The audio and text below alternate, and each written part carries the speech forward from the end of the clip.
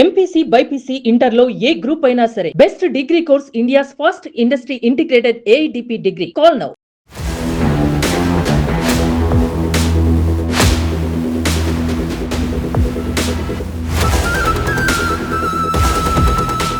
Gym trainer తనని మానసికంగా వేధించడమే కాదు అత్యాచారానికి గురి చేశాడంటూ కూడా ఒక మహిళ ఇచ్చిన ఫిర్యాదు ఇప్పుడు విజయవాడలో సెన్సేషన్గా మారింది.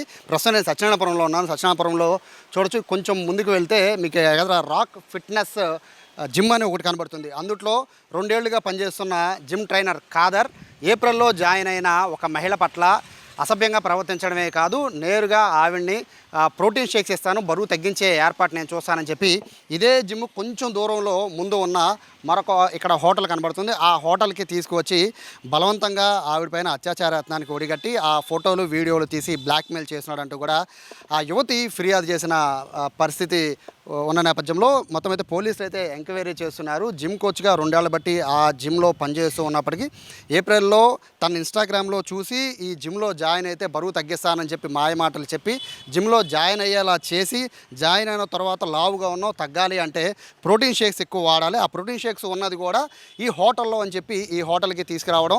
ఏప్రిల్ 25వ తారీఖున సాయంత్రం పూట ఈ హోటల్లో ప్రోటీన్ షేక్స్ ఉన్నాయని చెప్పి ఆ బాధిత మహిళని ఇక్కడికి తీసుకొచ్చిన తర్వాత అత్యాచారానికి ఒడిగట్టి దాని తర్వాత వీడియోలు ఫోటోలు కూడా తీసి బ్లాక్మెయిల్ చేస్తున్నాడంటూ కూడా యువతి ఫిర్యాదులో పేర్కొంది. దాని తర్వాత పలు దఫాలుగా ఆవిడ దగ్గర నుంచి డబ్బులు తీసుకోవడం, ఆ డబ్బులు తీసుకున్న తర్వాత మరికొన్నిసార్లు ఇదే హోటల్కి తీసుకొచ్చి గత నెల 22వ తారీఖు కూడా ఇదే హోటల్కి బాధితురాల్ని తీసుకువచ్చి మరొకసారి బలవంతం చేశాడు అని చెప్పి ఆవిడ ఫిర్యాదులో రాయడం జరిగింది.